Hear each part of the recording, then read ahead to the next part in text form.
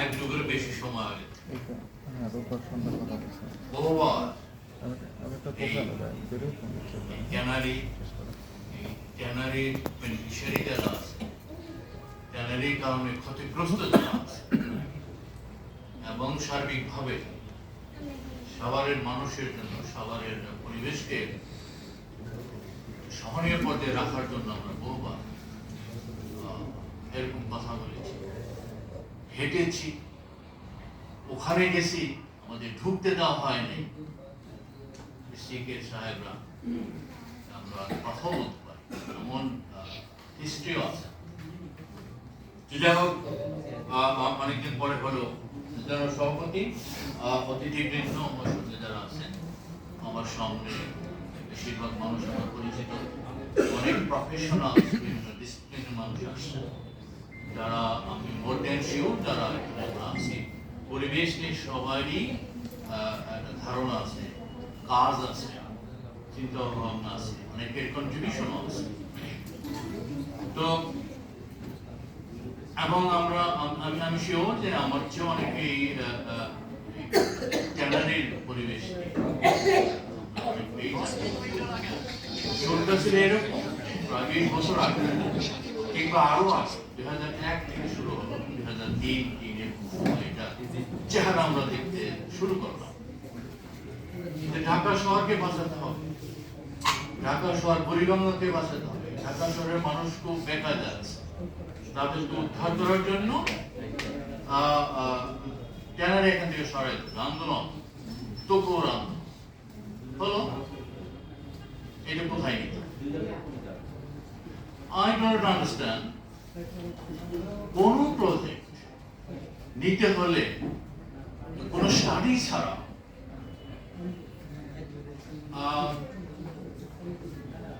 কিভাবে হলো আমরা এটা বুঝিয়ে নিয়ে আসি। একটা পছন্দশীল ব্যবসা, আপনি যত হাইলি টেকনিক্যালি এটা মেশিনারিজ দেন, কনসেপ্ট দেন, এটা অপারেশনাল যদি সবকিছু মেনেও করা হয় তাহলে একটা এরর থাকে। 2% এররও যদি হয় তাহলেও আপনার জন্য জেনে শুনে ঢাকা শহরের হাজারীবাগ থেকে মাত্র 7 কি 8 কিলোমিটার এরিয়া আপস্ট্রিমে কেন করা আমরা বুঝি না, আজও বুঝি কিভাবে এটা এখানে এইরকম একটা ব্যবসা হলো। আমরা ওখানে তখন থেকে পড়াশোনা করছিলাম, এলাকায় গেছি, এলাকার মানুষদেরকে বোঝানো হলো, আমাদের এলাকার হেমাদপুর এলাকার হরিণধারা এলাকার মানুষকে বোঝানো হয়েছে যে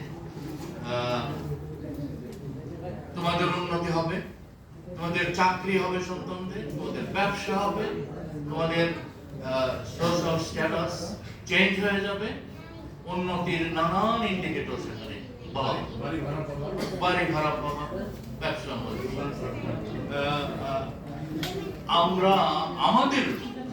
আমরা শহরের মানুষ সবাই গেছি সেখানে, আমরা আসলে পারতেই পাই না। আপনারা আমাদের সর্বনাশ করবেন জেনে শুনে। হয়ে গেল, যখন হয়ে গেল তারপর আমরা গেলাম গভর্নমেন্টকে বলার চেষ্টা করলাম যে এর মধ্যে গভর্নমেন্ট চেঞ্জ হলো। আমি খুব বিষয়ে যাচ্ছি আর কি আপনাদের সুবিধার জন্য, হয়তো একটু সময় নিয়ে ফেলবো। যে হোক, হাওয়েভার বলে গভর্নমেন্ট বললো অনেক ইনভেস্টমেন্ট হয়ে গেছে, অ্যাকুইজিশন হয়ে গেছে, টাকা দেওয়া হয়ে গেছে, মেশিনারি বসে আছে, বিল্ডিং হয়ে গেছে, রুটস, আদার ইনফ্রাস্ট্রাকচার হয়ে গেছে, সুতরাং এটাকে আর করা যাবে। যাই হোক, হলো। এরপর দ্বন্দ্ব শুরু হলো। আজকে একজন মালিক পক্ষ আসছেন, সরকার এবং মালিক। তখন তো শ্রমিকরা আসে না, এখন তো ত্রিপক্ষ। তখন ছিল মালিক এবং সরকার। মালিকরা বলছে আমরা গভর্নমেন্ট বলছে তোমাদের দিতে হবে। যাই হোক, এটা নিয়েও কথা হয়েছে মন্ত্রী পর্যায়ের, এবং সবকিছু মূলে ছিল বেলার কথাটা বলতে হয়। অনেকেই হালকা হলেও সেটা বলেছেন। কমপক্ষে মোর দেন ডজন এরকম সেমিনার উপর লেভেলের লোকজনকে নিয়ে, মালিক পক্ষ, সরকার পক্ষ, আমাদের ক্ষতিগ্রস্ত মানুষ যারা তাদেরকে নিয়ে অনেক উঠান বৈঠক, অনেক গণশুনানি, অনেক সেমিনার ঢাকা, সাভারে, নানান জায়গায় নানান। আমি খুব অবাক হয়ে গেছি তখনই যে গভর্নমেন্টের লোক তাদের এক্সপার্ট নয়, বিসিক নামে একটা সংস্থাকে দেওয়া হয়েছে। ওই সময় তখন বলাই হতো বিসিক অলমোস্ট একটা একটা একটা অর্থবিত্ত ডিপার্টমেন্ট, তাকে দেওয়া হবে এরকম একটা ব্যবসা। তাদের কোনো এক্সপার্ট নাই, তারা বই থেকে ম্যান পাওয়ার হায়ার করলো কথা বলার, বোঝানোর জন্য এক্সপার্ট আছে। আসলে বইয়ের টিচাররা আমাদের টিচার। মালিক পক্ষ সম্ভবত তাদের ভালো এক্সপার্ট নাই, তারা দেশের সীমানা পেরিয়ে ইন্ডিয়া থেকে যায় কনসালটেন্ট নিয়ে আসে, অনেক টাকা পয়সা কথা বলে সরকার যা বলে তার কাউন্টার দেয় একজন ভারতীয় বংশোদ্ভূত, বাংলাই বলছে, ইংরেজি বাংলা মিলিয়ে। এই ডিবেট চললো অনেকদিন। যাই হোক, আর তো রোধ করা যায়নি। শেষ পর্যন্ত সরকারের বোধহয় কিছুটা ধাক্কা ধাক্কা ছিল যে যেতেই হবে। শেষ পর্যন্ত আসছে একটা আধুনিক ডিজাইন করা সুন্দর ইনফ্রাস্ট্রাকচার, প্রচুর জিনিস নিয়ে একটা ইন্ডাস্ট্রি। যাই হোক, মালিক পক্ষ নমনীয় হয়ে শেষ পর্যন্ত আসছে। পিছনে আরেকটু কাহিনী হলো, আমরা পরিবেশ নিয়ে কাজ করি দীর্ঘ এক যুগের বেশি সময় ধরে, নদী এবং পরিবেশ নিয়ে। একা একা তো আপনি ট্যানারিকে ভালো করতে পারবেন, ট্যানারির উজান আছে, ভাটি আছে, বর্ষি আছে, সকলকে নিয়েই তো ভালো থাকতে হবে। মাশাআল্লাহ, ট্যানারি মালিক পক্ষ আমরা এখনো বলি, সারা বছর বলছি, বহু বছর ধরে বলে আসছি, নদীর জায়গাও একটা দখল করে নিচ্ছে, তারাই প্রথম দখল করেছে সরকার। নদীর একটা অংশ, অ্যাটলিস্ট 10-20% এই ট্যানারির জমি নদীর প্রথম শুরু হলো সরকারি ভাবে দখল। তার দেখা যায় এখন অনেকেই দখল করছে। এখন স্টেডিয়াম একটা হয়েছে নদী, বোঝাই যায় হয়েছে না, অর্থ অবস্থা দেশে হয়েছে।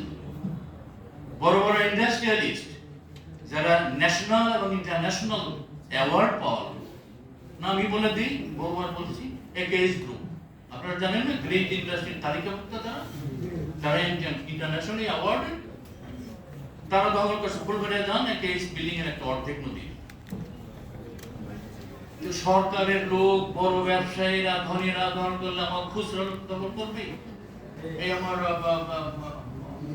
সরকার অফিসার বলে ফেলছেন, আমরা তো জাতিগত ভাবেও নাকি আমাদের কিছু সমস্যা আছে, মানি না। তো বড় বড় লোক সরকার যখন করে, বড় লোকটা যখন করে, ম্যানেজমেন্টরা যখন করে, প্রভাবশালীরা যখন, খুচরা লোক রাস্তা ক্রস করলো, এটা ভাই খুব একটা বড় অপরাধ। এটা আমরা আমাদের লোক হতেই পারে। আমার শ্রমিকরা 10টা ভুল করবে, মালিক একটাও ভুল করা যাবে, সরকারের 1% ভুল করা যাবে। আপনি শ্রমিকদের গালি দিতে পারবেন, ধমকও দিতে পারবেন।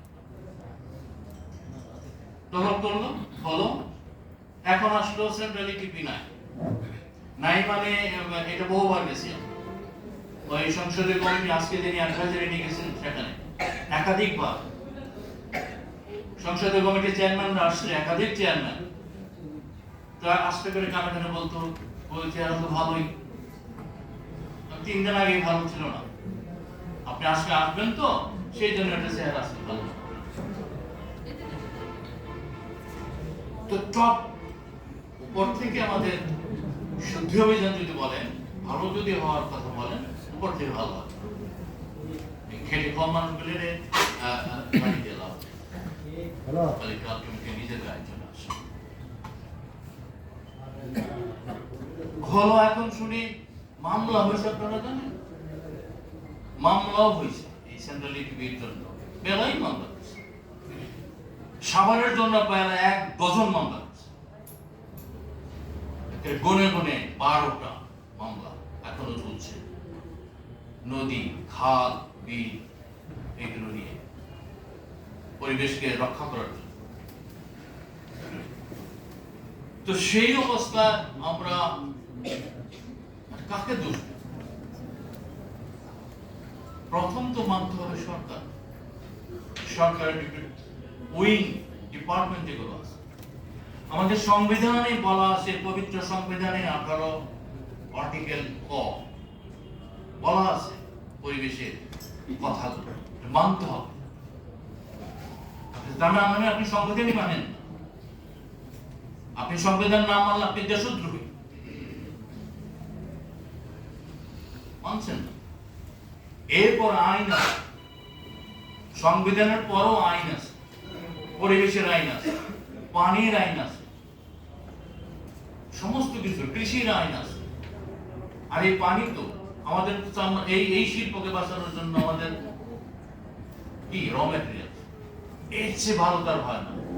1 কোটি গরু জবা হয় কোরবানির সময়, সস্তায় চামড়া আমাদের এখানে আছে। পানি কাঠামো তো সস্তা যদি নষ্ট না হয়। আমাদের বলাও হয় আমাদের শ্রমিকরাও সস্তা। সারা দুনিয়াতে এখানে ইন্ডাস্ট্রি আসতে চায়, ইউরোপিয়ান ফ্রেন্ডরা, আমেরিকান ফ্রেন্ডরা যেখানে সস্তায় কামলা পাওয়া যায়, আবার একটু খারাপ হবে, সস্তায় কামলা পাওয়া যায়, সেই জন্য এখানে ইন্ডাস্ট্রি, সেই জন্য আমাদের গার্মেন্টসের এত রেমিটেন্স, সেই জন্য চামড়াও ভালো করতে চায়। তো এই 3টা এলিমেন্ট আমাদের থাকার পরও এই চামড়া শিল্প যেটার সম্ভাবনা মনে একটা খাপ, সেটা ভালো হচ্ছে না। আমাদের এক সাংবাদিক ভাই বলছে যে আইএসও সার্টিফিকেট কিভাবে পেল? আমি একমত আছি না, আই ডোন্ট আন্ডারস্ট্যান্ড। এইরকম ট্যানারে তো এটি সবচেয়ে বড়। আরেকজনের কথা মনে হলো, আমাদের উপস্থাপকের কথায় একটু আশ্বস্ত হয়েছে যে অন্যান্য একটা ইন্ডাস্ট্রি আরো হয়তো বিভিন্ন শাখা আছে অন্য এক জায়গায়, সেটা ভালো হয়েছে। সব সময় জোরটালি দিয়ে হয়তো কেউ পাইছে আর কোনো ইন্টারন্যাশনাল অ্যাওয়ার্ড সার্টিফিকেট পেয়ে থাকে, বলতে পারি সেটা তো আমি মোর দ্যান শিওর এই এই এই ট্যানারের উপর অ্যাওয়ার্ড সার্টিফাইড কোম্পানি না, আইএসও হওয়ার প্রশ্নই নেই। এত বেশি আছে। বলা হয়েছিল যে এটা বন্ধ করে দেওয়া হবে যদি সেন্ট্রাল এটিপি বন্ধ কাজ না। তো সেখান থেকে আমাদের শ্রমিকরা কি আশা করবে, মালিকরাই কি আশা করবে? তো কেউ কি মানছে না, সরকার মানছে না, মালিকেরা মানছে না, শ্রমিক মানবে কোথায়? শ্রমিকদের বেতনই দেওয়া হচ্ছে না, যেটা নিয়ম আছে, সরকার বিধি আছে, আইন আছে, এরপর কিভাবে চলবে এর আউটলাইন আছে, গাইডলাইন আছে, ম্যানুয়াল আছে, কোনটা না। তো সেই জন্য এই কথা ছিল, আমাদের ম্যাডাম বলছে যে কম্বাইন লাগবে, প্রত্যেকেরই কন্ট্রিবিউশন লাগবে, সরকার, মালিক পক্ষ এবং আমাদের শ্রমিক যারা কাজ করে, প্রত্যেকের পাওনাটা দেন। ব্যবসা যদি শুধু মালিকরা শুধু বলে না আর্ন করতে হবে, মোর আর্নিং, তাইলে তো হবে। আর সরকার যদি বলে হ্যাঁ আমি আস্তে আস্তে গাইডলাইন অন্য মিনিস্ট্রিতে যাবো, এরপর আমি চাকরিতে চলে যাবো, যা হয়। আমরা চাই সাভারে, এমনি তো সবার দিন আমাদের অন্য কোথাও তো আসতে হয়। ওই যে বললাম যে নদী তো আগেই পানি ভালো করবেন কি করে? পানি তো জল থেকেই খারাপ। শুধু ট্যানারি কি পানি দূষণ করছে তা তো না, বিজেপি করছে। প্রাইভেট সেক্টরে হাজার হাজার ইন্ডাস্ট্রি হয়ে গেছে, সবার একটা ইন্ডাস্ট্রিয়াল জোন। তো প্রত্যেকে তো নদীর পানি নষ্ট করছে, খালের পানি নষ্ট করছে, নদী পাড় দখল করছে, খাল দখল করছে। ঢাকা শহরের ময়না ডাম্পিং স্টেশন আমিনবাজারে ফেলছে, মিরপুরের মানুষের পানির অভাব, সেই জন্য হেমত করে টিপটিউবওয়েল বসাচ্ছে। শহরের মানুষ যাবে কোথায়? গ্রাউন্ড ওয়াটার তো নাই, আগামী কয়েক বছর পরে গ্রাউন্ড ওয়াটার পাবেন না। নর্থ এলাকা যাবেন যেখানে খাল নাই, নদী খাল দূরে, সেখানে মালিকরা, ইন্ডাস্ট্রিয়াল মালিকরা তাদের বর্জ্য বোরিং করে মাটি নিচে। আগামী 10 বছর পরে গ্রাউন্ড ওয়াটার পাবেন, পানিতে কিনে আনতে হবে বন্ধ যাবে যদি এইভাবেই চলতে থাকে। তো কাজে আমরা কয়টা বলবো, তো পরিবেশ নিয়ে কাজ করতে যায়, তার মধ্যে একটা ইম্পর্টেন্ট ই হলো আমাদের চামড়া। চামড়া সেটা একা একা ভালো হতে পারে। আমরা আমরা আশা করতে পারি আপনাদের সবার নিয়ে যে এখন এই পরিবেশ কর্মী, পরিবেশের ভালো হওয়ার উদ্যোক্তা তিনি একটা আমাদের ম্যাডাম বলার চেষ্টা করছেন যে ওনার শ্রম একটা কি কমিশন হয়েছে, সেটা ওনার বেশি এমফাসিস দেওয়া হয়েছে। আমরা ওভারঅল পরিবেশের জন্য ইনক্লুডিং চামড়া, ট্যানারি অ্যাডভাইজারি নোটিশ আমরা দেই। আজকে এই অনুষ্ঠান থেকে আপনারা এই মাইনস হবে যে সিদ্ধান্ত হবে, সেখানে অ্যাটলিস্ট সাভারের জন্য যে সংস্থাটা শুরু থেকে আমার বাবা বাবাও কাজ করছে, বাট বেলা অন্যতম, বেলা লিডি। সুতরাং বেলার নির্বাহী প্রধান কর্তা ব্যক্তি যদি অ্যাডভাইজার হয়ে থাকে, তাহলে নিশ্চয়ই ওনার একটা নেক নজর থাকবে। আমরা সাভারের মানুষ স্বার্থপরের মধ্যে যে অ্যাডভাইজার আপনি একটু দেখেন। 2 দিন আগেও এনভায়রনমেন্টের ডিজির সাথে আমার ছোট্টখাটো বৈঠক ছিল। ফরচুনেটলি আমাদের জাহাঙ্গীরনগর স্টুডেন্ট আমার ডিপার্টমেন্টে, সেই হিসেবে খায়দাতের বেশি। আমরা প্রশাসনের সাথে কথা বলছি যে সাভারের পরিবেশ নিয়ে একটু কথা অ্যাডভাইজার চাইছে, একটু কিটিমিটি হয়ে বলবো চাই এটা সাভারে কাজগুলো হোক। তোমরা আর যদি কাজ হ্যাম্পার হয় তাহলেও এটার প্রতি একটু নজর দেব। আমি বিশ্বাস করতে চাই যে এটা হয়তো এটাতে শুরু করলো পরবর্তী আরো ধাপে ধাপে। ক্যানারিও আমরা চাই যে সরকারের আইন বিধিবিধান যেগুলো আছে সেগুলো যদি মেনে চলা হয়, সরকার, মালিক পক্ষ এবং শ্রমিকরা এই যদি হয়, তাহলে বাবা বেশি লাভ হলে তো প্রত্যেকেই লাভবান।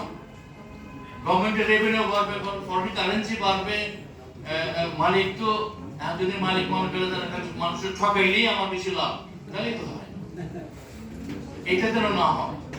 আমি তো অনেক কথা এই ইন্ট্রোডাক্টরির কথাই বলে ফেললাম। আমার মনে হয় যে অনেক রায় আছে কোর্টে, সেগুলো আরেকদিন বলবো। এগুলো নিয়ে নাই আমাদের এই যে দেখেন 12টা মামলা শহর কোথায় যাবেন, মধুমতি একটা মডেল আপনারা যে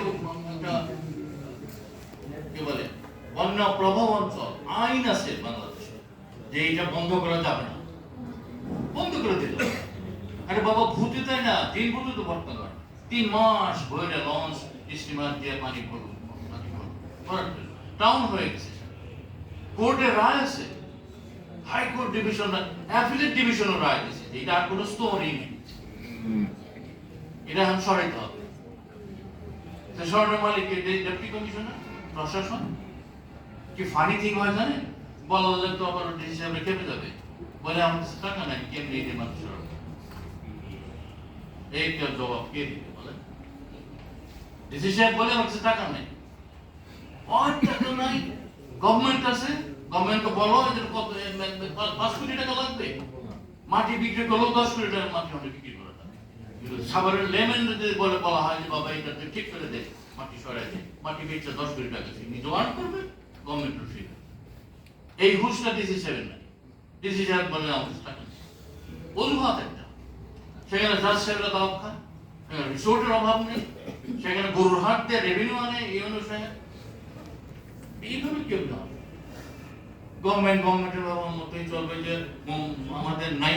শুরুতেই অনেকটা এক্সাইটেড হয়েছিল, স্কোয়াড খেলছিল, এরা কাজ করে বছরের পর বছর পরিশ্রম করে যাচ্ছে ভালো কিছু করার জন্য, তো কই আর আমার নিজের স্বার্থেই তো আমরা শহরের মানুষ। সমস্ত হাইল্যান্ড গুলো তারা একবার করে 50-এর দশক থেকে শুরু হয়েছে, সব জমি নিয়ে আছে। এখন সামনে জায়গা আছে, নিচে জায়গা, এখানে গ্যালারি বানাই দিলেন, ডিপ টেবল দিলেন, ডাম্পিং স্টেশন ঢাকা শহরের ময়লা এখানে নেই, আমাদের ময়লা নেবেন। অত্যাচারের একটা সীমা থাকা উচিত।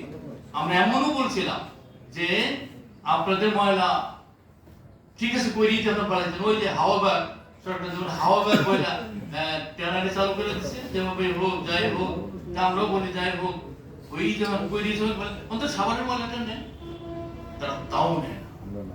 এই বলার জন্য যে আমরা গুছাই একটু বলবো, তাও নাকি ওইরকমই দোষ দাও। জানেন কোথায় আর তো কিছু বাকি নেই। এখন আমার মনে হয় যে টার্মিনাল হবে, ফাইনালি গরুর হাটটাও সাবার হয়। চিন্তা নেই। আমাদের সময়ের কোনো একটু আছে। আমি শেষ করতে চাই সুপারিশের মধ্যে এইখানে আমার মনে হয়, আমার দিক থেকে মাননীয় প্রেসিডেন্ট, আমি আমি আমি আমি একটা কথা বলছি, সেটা হলো যে সিটিপিটাকে 100% কোনো পার্সিয়াল টার্সিয়াল কোত্থেকে আনবে সরকার এবং মালিক পক্ষ বলে সিটিপি কে 100% অ্যাক্টিভ ফাংশনাল। আদারওয়াইজ এত বক্তৃতা করে, এত মারামারি স্লোগান করে কিচ্ছু হবে না, কোনো অ্যাওয়ার্ড পাবেন না। সাভারে কোনো পরিবেশের অফিসই নেই, বলবেন কাকে? তো বিজি সাহেব এখন ভালো যে বললাম, একটু যদি হয় সাভারে একটা অফিস যদি করা যায়, তাহলে একটু দেখভাল করতে পারবে, সমস্ত সেক্টরগুলি তারা আগায় নিয়ে আসতে পারবে। ধলেশ্বরী নদী আমাদের আমাদের যাই হোক, এগুলো আমার পরিবেশের অন্যান্য বিষয়, এগুলো না বলে একটু সামনের মধ্যে আমি শেষ করে দিতে চাই। আমি অনেক কথা সবাই নষ্ট করছি, কথা বলে ফেলছি, কিন্তু আমার মানে আমি কিছুটা এরকম মানুষকে এরকম যে যা বলার বলে ফেলি, তাতে কেউ খুশি হইলো, কেউ বেজার হলো, নয়। তো সাভারের মানুষকে আমি অবহিত করতে চাই, আর সামনে হয়তো অন্য কোনো বিষয় নিয়ে আরো কথা হবে। আমরা চাই, শুধু চামড়া না, ওভারঅল সাভারের পরিবেশকে ভালো করার জন্য, ভালো রাখার জন্য যদি আমরা কখনো আবার স্লোগান দিয়ে ডাক দিই, আপনারা হাজির হবেন, সহযোগিতা করবেন নিজেদের সাথে, সাভারের সাথে। Thank you very much. ধন্যবাদ স্যার, আপনার মূল্যবান